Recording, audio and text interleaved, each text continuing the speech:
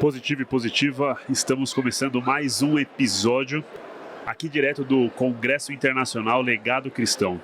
Estamos aqui com o Pedro Sol, que tem uma construção de ministério na parte de louvor, e seja bem-vindo aqui. Obrigado, prazer estar aqui e vão ser dias muito bons. Muito bom, muito bom. Obrigado por ter aceito o convite. Tenho certeza que o papo aqui vai ser um papo gostoso, leve. Sim. E a gente vai poder compartilhar com todos aqui parte do seu ministério e aquilo que o senhor tem feito na sua vida. Sim, bem. A gente estava conversando um pouco no backstage aqui. Você especificamente gosta... como a gente tem um assunto aqui específico, o nosso tempo é curto, né? Sim. A gente pode explanar bastante o assunto que mais fala ao seu coração, que você disse, que é sobre intimidade, né? Sinceridade, né? Sim. E quanto tempo hoje você está nessa caminhada de ministério, para contextualizar o pessoal? Se você veio de lar cristão ou não, o que seu pai e sua mãe eram, para introduzir um pouco essa essência daquilo que fala muito ao seu coração. Sim, então, eu venho de um lar cristão, né? Meu pai se converteu com 20 anos, uma criança, ele tinha um passado, veio uma criança, orou com ele, uma simples criança orou, e naquele mesmo dia ele já começou a evangelizar, a ganhar almas para Jesus, e ele desenvolveu um relacionamento verdadeiro com Jesus. Minha mãe também, quando se converteu. Então, quando a gente cresceu no nosso lar, não era só sobre ministério. O centro, na verdade, era sobre Jesus, era sobre a pessoa viva e presente de Jesus, né? Todas as manhãs, meu pai faleceu há 2 anos atrás, né? Ele faleceu há 2 anos atrás, e nos 5 anos que antecederam ele falecer, todas as manhãs de segunda-feira a gente passava na mesa, conversando, lendo a Bíblia, orando e passando tempo com Jesus juntos. Às vezes se estendia até a noite. É algo muito incomum hoje em dia, em muitas famílias, em muitas casas, até a própria educação cristã, né? Terceiriza-se para a igreja ou terceiriza-se para a escola. Mas meu pai abria a Bíblia e minha mãe, a gente mergulhava. Sabe, não era sobre ministério, era sobre Jesus, a pessoa viva de Jesus. Legal. E o que cativou o nosso coração não foi... Meu pai é um pregador, meu pai é um missionário, né? Ele caminhou por, acho que 14 anos, interpretando o missionário Dan Duque no Brasil. Mas não era sobre isso, era sobre o relacionamento dele com Jesus. E foi isso que ele conseguiu incutir no nosso coração. Ele era músico também, Sim. Adorava música. Então sempre tudo partiu de estar com Jesus. Amar a pessoa de Jesus e ter um relacionamento verdadeiro com ele. Bem, incrível. A gente gravou um outro episódio com o Kevin, e ele fala sobre homeschooling, né? E aí uma das coisas que eu perguntei para ele, para entender como que os pais, né, podem de fato trabalhar isso em casa, né, e de maneira estruturada, e ele colocou 3 pontos interessantes. O primeiro é você ser real. Sim. Ou seja, um cristão prático, que pratica de fato, não só prático de exercer de maneira prática, mas um cristão que pratica, que vive, porque ele é referência para o filho. Sim. E o segundo ponto é sobre uma vida que seja um estilo de vida. Sim. E pelo que você falou, pouco, você falou, seu pai, ele tinha esse estilo de vida de rotina com práticas espirituais junto à família, Sim. seus filhos e a esposa, né? Sim. E o terceiro ponto é a questão da conexão, de fato, com a ideia da educação e a fé, Sim. né? Incutida ali, né? E isso já dá para perceber, então, que é essência, né, na sua criação. Sim. Não tem como você ser... não tem como você ter um ministério, de fato, Sim. sem ter Jesus. Sim. Né? Ministério sem Jesus é apenas uma estrutura vazia, né? Sim. E é o que muito acontece, inclusive, às vezes, até com igrejas, né? Que praticam muito religiosidade e não têm a vida prática com Jesus, e de intimidade e de excelência com Jesus. E, de fato, é o que, né, deu para perceber nessa essência. Nessa construção tua, então, de vida, de ser, de cristão, você, então, descobriu essa essência a partir de uma referência com seu pai. Sim. E o que mais, então, queima o seu coração nessa questão de ser íntimo e verdadeiro com o Senhor? Algo que sempre me chama a atenção é quando você vai ver Ana. Ana, ela era estéril por muitos anos, mas no ano que ela foi sincera com Jesus, com Deus mudou a sorte dela. Então eu creio que existe poder na sinceridade. Deus é o nosso Rei, é o nosso Senhor, é o nosso Deus, mas Ele é o nosso Pai. Jesus, quando Ele fez ministério, o ministério dele não era Ministério Jesus Cristo, Cordeiro de Deus. Ele não tinha nenhum nome de ministério, né, se a gente parar para pensar. mas ele era um filho caminhando com o pai e revelando o caráter do pai onde ele ia. Então eu creio que só existe, sabe, algo verdadeiro quando nós somos capazes de entrar na presença de Deus em sinceridade, em amor. Ele só pode nos mudar quando nós somos sinceros da nossa condição. A Bíblia fala que se nós nos humilharmos, se nós nos rendemos a Ele, nós recebemos da graça dele, que é o poder para essa maturidade. Então eu creio nessa essência, sabe? Eu não quero crescer no ministério como um ministro, mas como um filho. Né? Eu perdi meu pai e a coisa que mais eu fazia eu entrava no meu quarto e adorava Jesus, até que ele me tocasse. E eu creio que se isso não tivesse acontecido, eu não sei onde eu estaria hoje. De fato. Sim, então... é por referência, né? Sim. E você usou uma palavra interessante que é maturidade, né? Sim. As pessoas têm um conceito, às vezes não, a maioria das vezes, imaturo em relação à maturidade, né? Sim. Maturidade é quando algo passou pelo processo, né? Sim. E maturidade não tem a ver com idade, né? Maturidade tem a ver com quem passou pelo processo. Então, na realidade, você passou pelo processo, Sim. desenvolveu maturidade por conta de referência, e você colocou um outro ponto sobre Jesus trazer a referência de um pai, né? Sim. Então, de fato, só consegue transbordar, só consegue trazer referências para esse mundo aquele que, de fato, encontra essa maturidade com o Senhor, vive Sim. os processos de relacionamento com o Senhor, de intimidade com o Senhor, para que possa transbordar, de fato, qualquer coisa que o Senhor coloque no coração, sendo um ministério, sendo um ofício, sendo uma vocação, Sim. qualquer projeto, qualquer ação específica, sempre vai ser a partir de uma essência que passou pela maturidade de um relacionamento de intimidade com o Senhor, né? Sim. É porque quando nós não temos intimidade com Deus, nós podemos ter uma pregação bonita, mas nosso caráter não é mudado. Né? A Bíblia fala que enquanto nós contemplamos, Ele nos muda de glória em glória. Então, eu creio assim, muitas pessoas se frustram com a igreja, com pessoas, porque elas veem boa pregação, um bom sistema, mas elas veem, às vezes, falta de transformação por causa de um relacionamento com Jesus. Sim. E Deus não busca homens perfeitos, mas Ele busca homens rendidos. Essa vida de devoção, de integridade, de intimidade com Jesus. Quando a Bíblia fala em Atos também, Atos 4 fala que nós não podemos deixar de falar do que temos visto e ouvido. Quando Pedro e João são perseguidos, eles começam a falar, mas a gente viu Jesus, como é que a gente vai ficar quieto? Então existe uma revelação da pessoa de Jesus que vai fazer que naturalmente a gente fale. Criei, por isso falei. Né? Então, quando a gente tem essa revelação de Jesus, e cada um vai manifestar isso de uma maneira. Então, alguém que tem um chamado para o mercado de trabalho, se ele conhece Jesus, ele vai revelar Jesus no mercado de trabalho. Se ele conhece Jesus e ele tem um dom para música, ele vai revelar através da música. Nós fomos chamados para expressar a multiforme sabedoria de Deus, Sim. Mas isso começa com Deus, com o relacionamento com Jesus. De fato. Muito bom. Intimidade, de fato, é o que constrói, ou melhor, relacionamento é o que constrói intimidade, né? E a gente só tem autoridade para falar de um relacionamento se de fato a gente vive esse relacionamento. Sim, né? Verdade. Senão vira discurso, né? De fato. Você colocou um ponto interessante que é igrejas muitas vezes têm bons discursos e sistemas, né?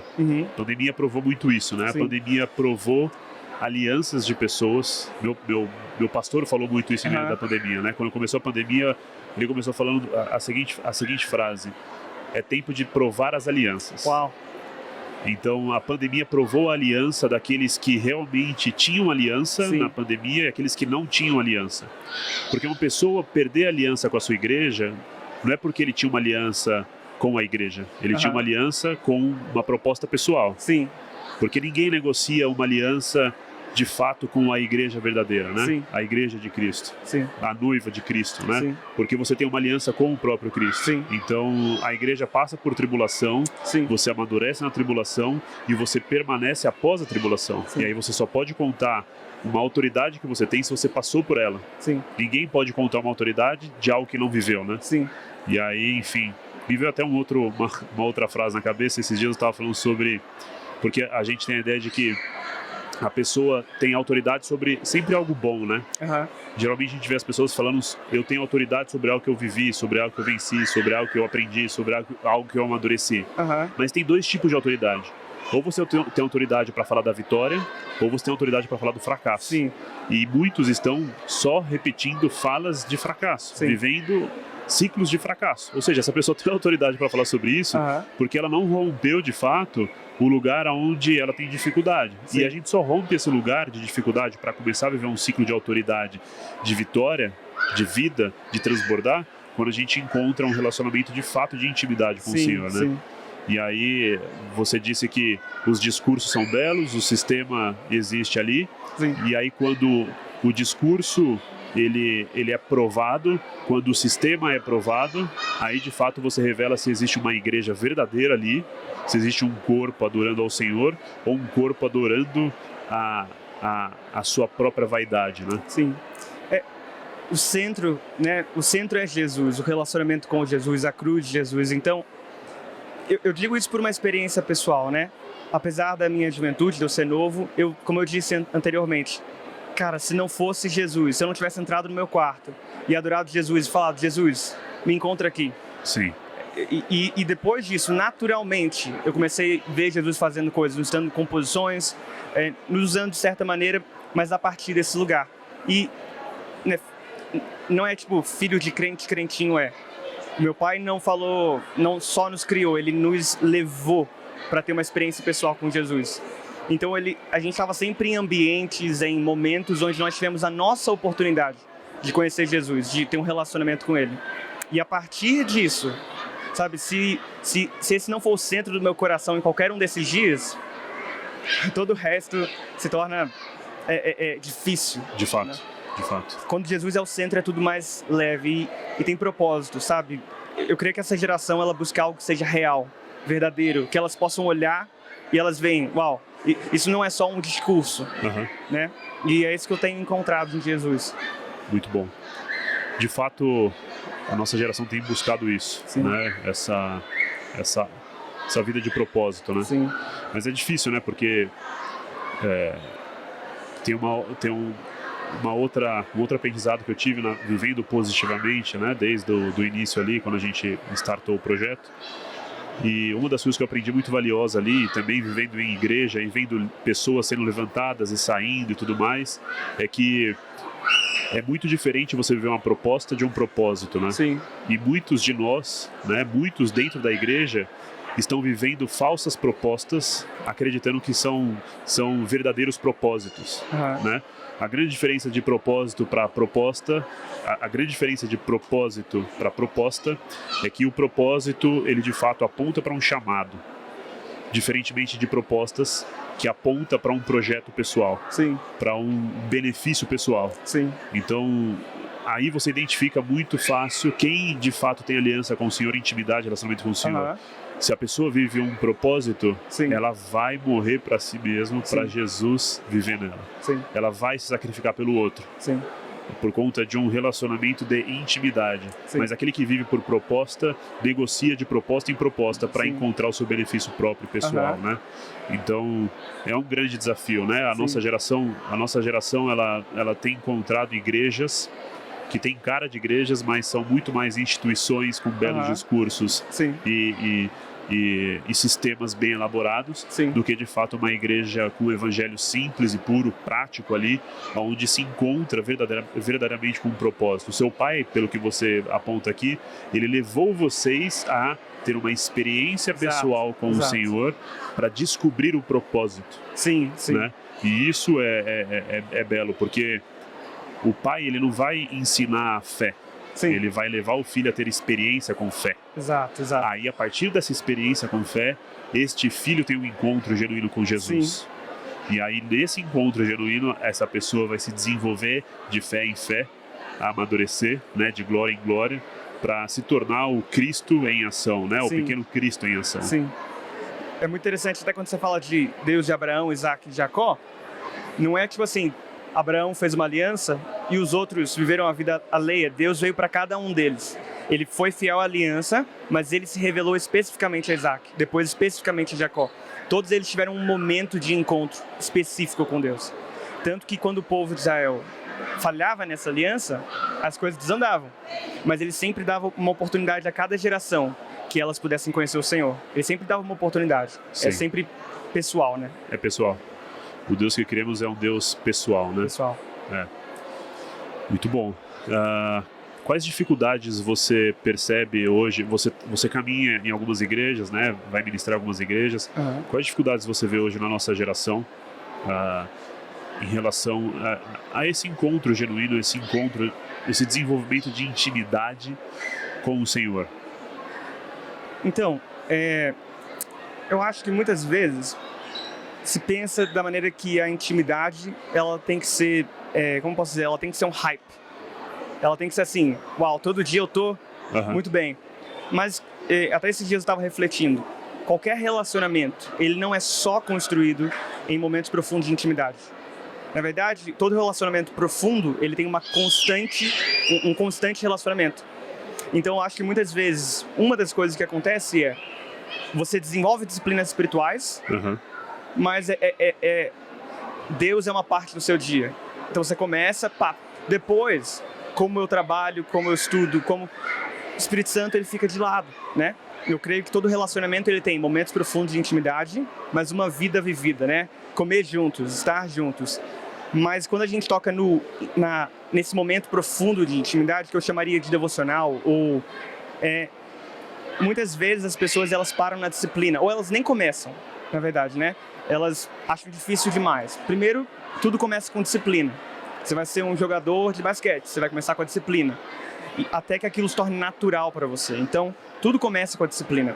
Mas se para na disciplina e não se torna um relacionamento vivo, né? Muitas vezes, para acessar a presença de Deus, eu não vou fazer a mesma coisa que eu fiz ontem. Sim. Sabe, às vezes eu vou orar, às vezes eu vou adorar, às vezes eu vou me aprofundar na palavra de Deus, mas o meu propósito não é só cumprir uma disciplina, é encontrar Jesus. E eu acho que isso muitas vezes é um perigo, quando é só a disciplina pela disciplina. Então você fica anos estudando a Bíblia, mas se Jesus não aparecer, quando o nosso foco é encontrar Jesus em cada momento de intimidade profunda, então nós nos tornamos perseguidores, vamos dizer assim, né? A gente está procurando Jesus. Jesus, sabe, como é que você quer falar comigo, comunicar comigo hoje? E é interessante porque os salmos, eles não foram todos escritos da mesma maneira e no mesmo momento. Davi é talvez o maior exemplo de relacionamento com Deus, tirando Jesus, na minha opinião, no sentido de que quando ele pecou, ele tem um salmo para quando ele se arrependeu. Quando ele estava passando por um momento de perseguição, o seu filho perseguindo, ele tem um salmo que ele escreveu naquele momento. Então, ele aprendeu a acessar Jesus em cada momento. O nosso relacionamento com Deus, ele não é sempre a mesma coisa, mas o que o faz constante é quando nós aprendemos a encontrar Jesus em cada momento. O Salmo 84 fala que existem alguns homens que passam pelo vale de Baca e fazem fontes brotarem. O vale de Baca é o vale da dor, da tormenta. Ou seja, eles literalmente passam por um vale de morte, de dor, mas eles tiram fontes daquele lugar. Um homem e uma mulher de Deus que tem um relacionamento com Deus, ele vai passar por vales de dor, mas ele vai aprender a encontrar fontes. Quando meu pai morreu, eu falei, eu preciso encontrar fontes de água. Sim. Então eu acho que é pensar menos só como uma disciplina. Começa com a disciplina. Mas se não for um relacionamento, Deus, hoje eu preciso que o Senhor me encontre. Jesus, eu tenho essa dúvida, sabe? O Senhor é o nosso Pai. Ele não é apenas o nosso Deus, mas Ele é o nosso Pai. Se eu não puder ver Deus como meu Pai, como é que eu vou viver? Eu não tenho mais meu Pai. Sim. Eu tenho isso na pele, né? É um pouco mais fácil para mim nesse sentido. Mas eu careço de ver o meu Pai, de conhecer meu Pai. Não apenas porque eu tenho que fazer, mas porque eu quero encontrar Ele na palavra, eu quero encontrar Ele na adoração. E a partir daí, o nosso foco é ouvir Jesus verdadeiramente e nós vamos encontrando Ele a cada dia. Então, Sim. Se ficar só na disciplina, a disciplina é importante. Sim. Mas se não for com uma centralidade de encontrar Jesus, eu acho que nós tendemos a ficar só no esforço humano. Sim, total. Você fala de precisar e querer, né? É interessante porque a disciplina é a parte do posicionamento que desenvolve a relação. E aí, nesse processo, você identifica o precisar e o querer. Sim. O precisar é o que a mente aponta, né? Sim. O querer é o que o coração aponta. Sim. Então, a genuidade e a essência real de um coração de discípulo, de filho, é que tem que forjar, de fato, a relação. A disciplina é o que faz a manutenção do relacionamento. Sim, muito bom, muito bom. Porque a disciplina é a sua mente falando, você precisa. Sim. O coração, no caso do relacionamento, é eu te amo, eu te quero, Sim. eu tenho prazer em estar contigo. Sim. Então, de fato, né, a gente pode se tornar frios, mas com um relacionamento muito protocolado. Sim. Ou calorosos, aprofundados, com um relacionamento muito dinâmico de troca, né? Como você fala que Davi escreve, desde o momento da dor, da dificuldade, até o momento do prazer e do deleito ali, né? Então, de fato, a gente construir um relacionamento com o Senhor é envolver as duas partes de nós, né? De fato, a mente e o coração ali, nesse processo consciente, né? Sim. O nosso relacionamento tem que ser consciente. Sim. Então a gente tem que permitir que o Espírito Santo não só transforme a nossa mente, mas console os nossos corações. Sim. A gente não vive só de Romanos 12, né? Transformação da mente. A gente vive de Romanos 12 com a mente transformada, para que a gente possa experimentar a boa, perfeita e agradável vontade do Senhor, né? Para ser de fato diferencial nesse mundo. Só que acessando a vontade do Senhor, a gente percebe que o nosso coração é onde o Senhor quer trabalhar, morar, né, desenvolver. Não é na nossa mente. A nossa mente é a nossa ferramenta, talvez. O nosso coração é o nosso motor que impulsiona a vida, né? Sim. Isso. E quanto mais você faz, porque você entende que tem uma necessidade, né? Você reconhece essa necessidade. Depois você começa a querer. Mas é engraçado porque você quer, mas depois isso só aumenta a sua consciência da sua necessidade. Então é quando você prova de algo que você não tinha provado antes, você se torna consciente da sua necessidade. É isso. É como alguém que nunca fez academia na vida. Ele se inscreve na academia, malha por 2 meses, para de fazer. No próximo mês ele consegue perceber aquela necessidade. Então aumenta o nosso desejo de estar com Jesus, mas a nossa consciência, cara, sem Jesus... De fato. Né, tem uma música, sem Jesus não dá, não dá, não dá. Sem Jesus não dá, não tem chance, não tem maneira, né? Nós estamos estragados sem Jesus. De fato, nós somos carentes e necessitados de uma vida com Jesus, né? Eu tô assistindo The Chosen, 3ª temporada agora. Cara, eu choro todo episódio. Porque a gente escuta, eu não sei você, mas me incomoda muitas vezes pregações que são muito belos discursos ou belas inspirações, mas não tem de fato uma proximidade com Jesus, né? Sim. Uma pregação que não te traz proximidade com Jesus é uma pregação que te traz proximidade com qualquer outra coisa, e essa qualquer outra coisa não é a vontade de Deus. Sim. Porque a vontade de Deus, de fato, é que tudo aquilo que façamos e vivamos é para ter proximidade com Jesus. Que a gente só consegue ser curado, né? Transformado, direcionado, se a gente tiver nesse relacionamento de intimidade com Jesus, né? De fato. Eu adoro nesse sentido que a Bíblia fala do sacerdócio, né? Meu pai sempre mencionou esse princípio. A Bíblia fala lá em 1 Pedro 2,9 que nós somos sacerdotes. E ele não está falando do pastor, ele está falando de todo cristão. E o sacerdote, ele era responsável por oficiar essa mediação de Deus e do povo. Só que agora nós temos a responsabilidade de não é intermediar, né, que o mediador é Jesus, mas de ser responsáveis por esse relacionamento com Jesus. Esse é o nosso sacerdócio, né? Sim, amém, muito bom. Dificuldades, no geral, então, para nossa geração, você diria que são, se você pudesse colocar em 3 pontos aqui, 3 pontos que você enxerga hoje, então, para a gente fechar essa parte. Sim. Eu diria que quando a disciplina, quando para na disciplina e o centro não é eu quero encontrar Jesus hoje, né? Esse é um ponto importante que nem a gente já falou. E segundo também é não começar, tipo assim, não começar com a disciplina, né? Se você tem dificuldade, comece com a disciplina. E terceiro, talvez, é achar que o nosso relacionamento com Deus, ele é uma constante. Tipo assim, todos os dias nós estamos super bem. Cara, nós precisamos ser sinceros. Sinceridade é um perfume que atrai Jesus, sabe? Uma analogia, óbvio, mas é como se fosse um perfume. Jesus sente o cheiro. Esse cara é sincero. A gente não precisa orar, tipo assim, de maneira pomposa, para que Deus nos ouça. Eu imagino a oração de Ana. A Ana estava quebrada. Senhor, por quê? A Bíblia fala que ela falou da amargura do coração dela. Era uma amargurada. Mas no momento que ela foi sincera, Jesus, não dá mais para mim. O Senhor veio e curou o coração dela. Então a sinceridade, não ter medo, em reverência, em temor ao Senhor, mas em humildade e sinceridade como um pai também. Muito bom, muito bom. De fato, Jesus, ele ele tem essa sensibilidade, ele tem essa... Ele tá propenso, né? Sim. A se relacionar com um coração sincero, né? Sim. Acredito que tem muitas pessoas com boas intenções e disposições com Jesus. Sim. Mas, de fato, estão mascarando, né, a sinceridade que poderia existir por conta de uma distorção de percepção dessa realidade. Sim. De relacionamento com Jesus. Sim. Né? E, de fato, ser sincero. Eu tive um discipulado recente, né, com um casal de adulto. Eu e minha esposa, a gente é obreiro e a gente, enfim, já tem 14 anos aí de jornada.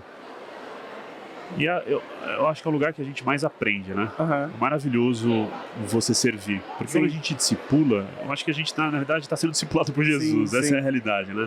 A gente acha que tem alguma coisa de melhor para entregar para a pessoa, mas no final das contas você percebe que o que você entregou não é seu, e aquilo que você entregou que não é seu acaba discipulando você, né? Mas, enfim, eu estava conversando com um adulto, e aí falando de gerações diferentes, né? Indo agora um pouco mais para as gerações anteriores a nós. Sim. E aí eu estava falando sobre uma dificuldade desse adulto em relação a encontrar um homem, né, de Deus. Ele é um homem de Deus, de encontrar a centralidade de Jesus na sua existência. Sim. Porque ele é uma pessoa que tem um coração sensível, é um músico, um levita que está nascendo ali. Sim. Mas é uma pessoa de responsabilidade na sociedade, com um cargo sério, né, um bom cargo, uma empresa, tem uma família estruturada, instituída.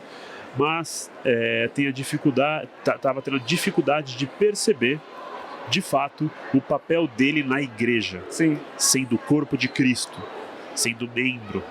Porque nós quando nos congregamos, nós precisamos pertencer a essa congregação, né? A eclésia ali, né? Então a gente precisa entregar esse lugar com muita intimidade. Aí ele foi construindo vários argumentos, vários caminhos, várias falas nesse discipulado, do porquê ele não quer se envolver com muito no ministério, né? Sim. E aí eu fui escutando, fui respeitando e fui percebendo as falas. E muito, eu não quero, eu não vou. Sim. E aí foi quando eu trouxe a referência de Romanos 12, né? Só que o final de Romanos 12 ali, porque a gente lê muito, né? Não sejam conformados com os padrões deste mundo, mas tende a mente renovada para que possas experimentar, a gente falou de experimentar do começo até agora, a boa, perfeita e agradável vontade do Senhor. Sim. A vontade do Senhor é soberana, é sobre a nossa. Sim. E a vontade do Senhor que tem que apontar as nossas vontades. Sim. E aí eu fui construindo esse caminho, mostrando esse caminho, não negligenciando uma vida santa que ele tem buscado, não negligenciando a vida de realmente adoração, de estar na igreja, de ser um bom conselheiro para as pessoas na sociedade, de levar a palavra de certa maneira. Sim. E aí, no final das contas, ele abriu o coração e falou assim: não, é que eu tenho dificuldade nesse lugar porque eu tenho medo desse lugar me corromper. Sim. Por conta da vaidade. Sim. Oh. Aí eu falei, na hora, assim, ele tava abrindo, na hora eu parei, peguei a mão dele e falei assim: obrigado. É isso que eu tô pedindo para você. Sim. Transparência. Sim. Intimidade. Sim. Então, quando você realmente é transparente, você de fato revela a sua intimidade. Sim. Então é isso que você tem que colocar no altar. E aí eu falei para ele, pega isso e desenvolve na relação com Jesus. Sim. Coloca isso diante de Deus, fala assim: é esse o seu problema? Qualquer outro argumento que você criou só está ampliando esse problema. Destrói esse problema, essa dificuldade a longo prazo no relacionamento com Jesus. Coloca isso diante de Jesus. Sim. Ou seja, foi toda uma conversa de 1 hora para no final abrir de fato a dificuldade real. A gente tem essa dificuldade na relação com Deus. As pessoas no geral têm dificuldade de se relacionar com Deus porque elas ficam contando uma história, tentando convencer Deus do porquê do problema delas está ali e do porquê que elas não querem sair dali. Sim. Sendo que Deus está falando, só fala qual é o seu problema, não o problema de fora. Sim. Não conta uma história de um problema para encobrir o seu problema. Revele o seu problema na intimidade, revele o seu problema na transparência, que a gente vai tratar isso. Sim. Não, e é muito poderoso, né? A Bíblia fala, quando Adão peca, a primeira coisa que ele faz é se esconder. E Deus até pergunta, quem contou para vocês que vocês estavam nus? E a Bíblia fala lá em Apocalipse, eu estava pensando nisso esses dias. Vocês estão pobres, cegos e nus. E ele fala, compra de mim roupa, né?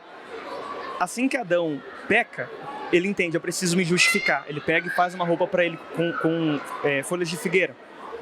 E isso fala de autojustiça. A Bíblia fala que a nossa autojustiça ela é como trapos de imundícia. Então era uma veste suja.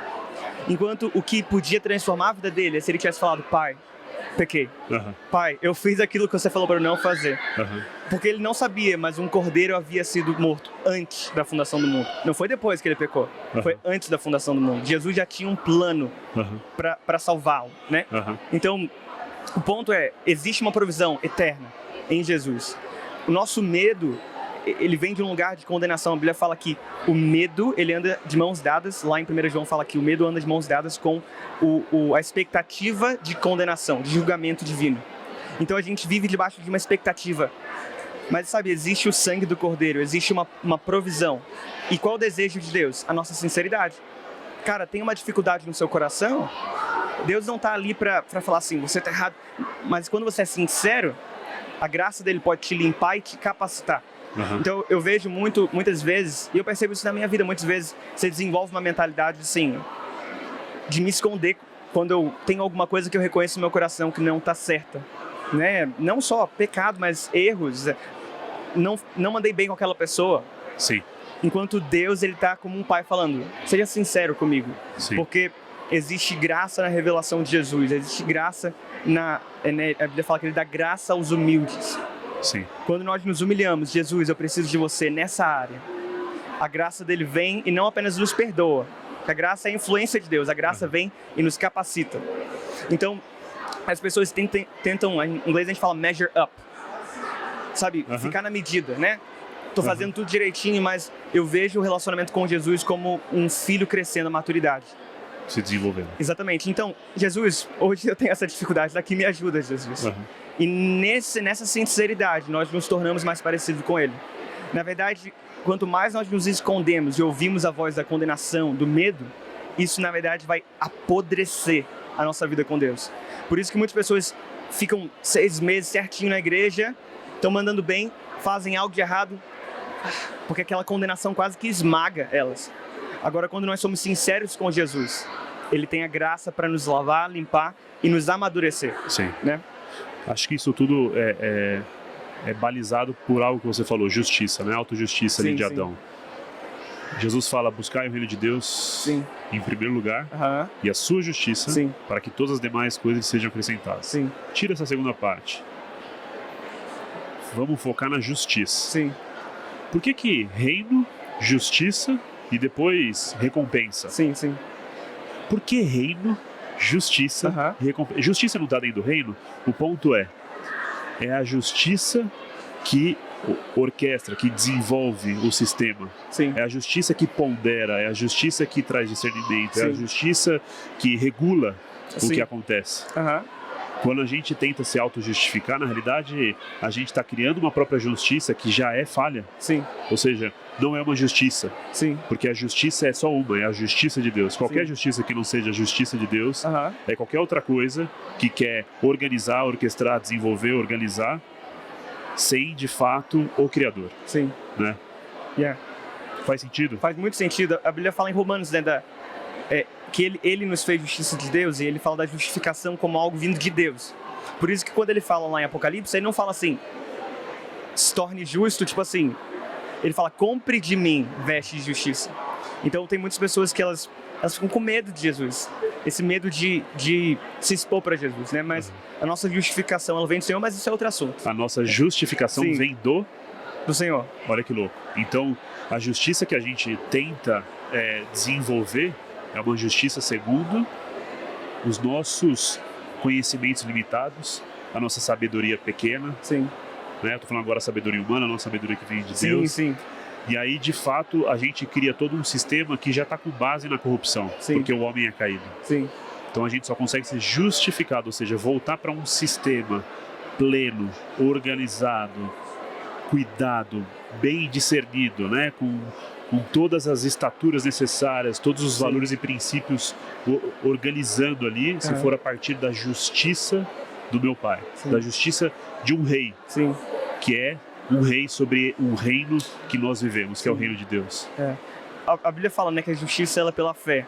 E ela também fala que, em Hebreus 11, fala que pela fé executaram justiça. Então, o que eu quero dizer, muitas vezes as pessoas elas tentam fazer, né? É porque é um assunto profundo e com vários pontos, mas nós fomos justificados pela fé. E nós manifestamos a justiça também pela fé, como fala em Hebreus, né? Como ele fala para os Gálatas. Vocês começaram pelo Espírito e agora estão na carne. Mas o que eu digo, o meu ponto central nesse sentido é que, conforme nós aceitamos a justificação, cremos na justiça de Deus, nós vamos manifestar essa justiça, mas no ponto de não ser auto-justos, no sentido de, se eu faço algo certo, estou mandando bem, se eu faço algo errado, eu também venho e me condeno. Nós vivemos pelo sangue de Jesus e por aquilo que Ele fez por nós na cruz. Então, em qualquer momento, quando eu falo sempre lá em casa, né? Eu não sou nada mais, nada menos do que o sangue de Jesus me fez. Muitas pessoas, elas vivem assim, tô mandando bem, eu sou o bambambam. Tô mandando mal, eu sou o pior da igreja, né? Então, a minha identidade, ela está definida no sangue de Jesus. O sangue tem uma voz, como fala em Hebreus. E ele fala melhor do que o sangue de Abel, que é o sangue da condenação. Ele clama justiça. Ele é a nossa justiça. Então, ele nos justificou. No momento que eu erro, não é a condenação que vem, mas é a convicção do Espírito Santo para me trazer clareza e sinceridade para que eu caminhe na justiça. A Bíblia fala que ele preparou as boas obras antes da fundação do mundo para que nós andássemos nela. Então, ele já trilhou um caminho. Mas na nossa sinceridade, ele não dá graça aos corretos, ele dá graça aos humildes. O caminho para a maturidade, na minha percepção bíblica, não é ser perfeito, é ser humilde e obediente a Deus. No momento que você fala, Deus, troca as minhas vestes, sabe? Muda minha roupa. Eu tô aqui tentando me justificar. Não, você me justificou, eu aceito, compra de mim vestes de justiça, como lá em Apocalipse. E você aceita, cara, Deus me ama, Deus me fez seu filho, Deus me fez... No momento que eu erro, não é mais aquela voz de condenação, a voz do sangue de Abel, que aqui é um outro detalhe, mas quando alguém era morto no Velho Testamento, a Bíblia fala que você precisava matar aquela pessoa, um assassinato. Fulano matou fulano, ciclano. Para que houvesse justiça naquela terra, o assassino precisava ser morto. Então, quando Abel morre, o que o sangue dele estava clamando? Justiça. Caim precisa morrer. Então, o sangue de Jesus, ele clama melhor do que o de Abel, porque o sangue de Abel clama, faça justiça. O sangue de Jesus fala, eu sou a justiça. O sangue de Jesus fala, eu morri no lugar desse cara. Então, a caminhada cristã, ela não é... Nós tentamos ser algo. Jesus nos justificou. Mas a partir da justiça dele, nós crescemos pela fé. Tá claro? Tá claro. Eu aprender porque é um assunto mais complexo. Você disse, precisamos ser algo, na verdade. O sangue de Abel, ele faz com que você queira ter algo. Sim. Que é a justiça. Sim. Pelas suas mãos. Pelas suas mãos. O sangue de Jesus, ele clama por outra coisa. Por ser algo em Jesus. Sim. Porque nele nós somos resgatados e libertos. E nós não temos mais a condenação. Sim. Né? Muito bom. Faz total sentido. Sempre quando nós erramos, porque isso tem me libertado nos últimos anos, assim, sempre quando nós erramos, não digo só de pecado, mas você falou errado com alguém, sempre vai vir o acusador, o sangue de Abel. Você não tá measure up, você não tá na medida, mas existe uma outra voz, a voz de Jesus. Eu já paguei por você.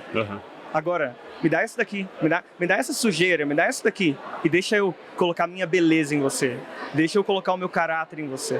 Por isso que a pior coisa que um cristão pode fazer é se esconder quando ele comete algum erro. A coisa certa é ser sincero, Deus. E aí ele vem com a graça dele, nos lava, nos levanta e nos comissiona. Aí eu lembro de Davi ali, né? Sim. Com as vestes, né, de saco de enfim. É isso, ele se humilhou. Sim. Coração de Davi. Sim. É isso. Muito bom. Amém. A gente foi por um caminho bem interessante, acabou entrando na justiça, né? Mas eu acho que o Senhor conduz, né? Porque a justiça, de fato, aponta... Ela denuncia se você realmente está tendo intimidade com o Senhor ou não. Porque a diferença daquele que tem uma vida de intimidade com Jesus é que você não quer ter a justiça para condenar. Você quer ser justificado em Jesus para libertar. É diferente. Por isso que nós só temos a capacidade de perdoar alguém que fez algo muito mal em nós, porque o sangue de Cristo nos justifica para termos capacidade para perdoar aquele que nos ofendeu, aquele que nos defamou, aquele que nos machucou, roubou, Sim. algo do gênero. A gente está gravando um quadro novo no Positivamente, alguns conteúdos novos na realidade, e esse é um dos que vai ser novidade esse ano, que são testemunhos, mas num formato bem interessante. A gente está chamando de Improvável. E aí a gente gravou a história de uma pessoa muito especial, que eu tenho feito amizade com essa pessoa. Não vou revelar ainda o nome, porque é um mistério. É um mistério, mas a história é surreal. Ele teve a filha, vou resumir drasticamente assim, a filha dele foi estuprada e assassinada por alguém que ele botou para dentro de casa para cuidar através da igreja. A esposa, ou melhor, a ex-mulher foi cúmplice, a filha dele tinha 3 anos, o pastor tentou encobrir o cara que assassinou, o pastor da igreja dele. Foi um caso pesadíssimo. Sim. E esse cara foi alcançado pela graça. Hoje ele é pastor, tem uma outra família, foi restituído. E tem uma filha hoje também que é a cópia da outra. E ele conta essa história e eu só consigo perceber isso que a gente falou aqui, né? Dá pra ver que ele tem intimidade com o Senhor. Sim. Porque a nossa intimidade, aí vai outra história, né? Da autoridade, né? Eu falei da autoridade do fracasso, a autoridade da vitória. Sim. Tem dois tipos de intimidade. A intimidade com o Senhor, que é o nosso rei dos reis. Sim. Ou intimidade com outros senhores que estão abaixo deste rei. Sim. E muitos desses reis, né, nessa terra são reis caídos, né? E estão no sistema da corrupção, da queda, né? Sim. E a intimidade, de fato, denuncia se você está vivendo por uma justiça que te libertou e você clama pela libertação de outros. Sim. E esse pastor, ele clama pela libertação daquele que matou e assassinou a sua filha. Uau. E ele conta isso. Só o evangelho. Só o evangelho nos traz essa capacidade que não é nossa. Sim. Ou você é aquele que busca de fato a liberdade, né? A intimidade, na verdade, que aponta para outros reis, que clama a justiça para você ter a condenação de outros. Sim. Ou você tem a justiça. Cara, isso dá uma palavra de culto sensacional, Sim. né? Ou você clama pela justiça que condena, Sim. ou você clama pela justiça que liberta. Ou você vive com uma reguinha, você fez isso aqui errado, você fez isso aqui errado. Ou você olha para Jesus e fala, ele me justificou, então agora eu quero andar na liberdade. A Bíblia fala, nós fomos mortos pro pecado, então o pecado já não tem mais poder sobre mim. Tchau, tchau, pecado. É isso. Ele levou sobre si as nossas doenças. Tchau, tchau, doenças. Sabe? Nós não queremos mais agora, você está fazendo tudo certinho, você está fazendo tudo errado, porque nós somos top, pelo nosso braço. Não. Nós queremos na justiça que vem pela fé, para trazer liberdade aos cativos. Muito bom. Amém. Amém. Chegamos ao fim. Sim. de mais um episódio. Obrigado por esse papo. Muito obrigado, um prazer estar aqui. Foi curto, mas teremos mais oportunidades futuramente. Sim. Mas acredito que rendeu uma boa conversa, tanto para nós, que edificou a gente, e tenho certeza que está edificando quem está escutando. Amém. Você que está escutando esse episódio, cremos que possa ter edificado a sua vida, que o Senhor continue te abençoando, te transformando e que você encontre a intimidade de fato que clama por uma justiça que liberta, ou seja, a intimidade com Jesus. Não busque intimidade com o sistema, não busque intimidade com religiosidade, não busque intimidade com esse mundo. Busque intimidade com Jesus, porque aí você vai viver as verdadeiras experiências e de fato você vai encontrar a verdadeira justiça que liberta e traz vida. Amém. Que o Senhor continue te abençoando, Pedro. Amém. Grato por ter aceito, né? Sim. E pelo contato aqui. Amém. Muito obrigado pela oportunidade. Se o pessoal quiser ver mais, tem lá no Instagram Pedro e Joana. Boa. E o YouTube também. Nós estamos prontos para lançar algo que o Senhor tem nos dado, algumas músicas. E Amém. muito obrigado por estar aqui, muito obrigado pela oportunidade. Amém. O arroba deles então está aqui embaixo.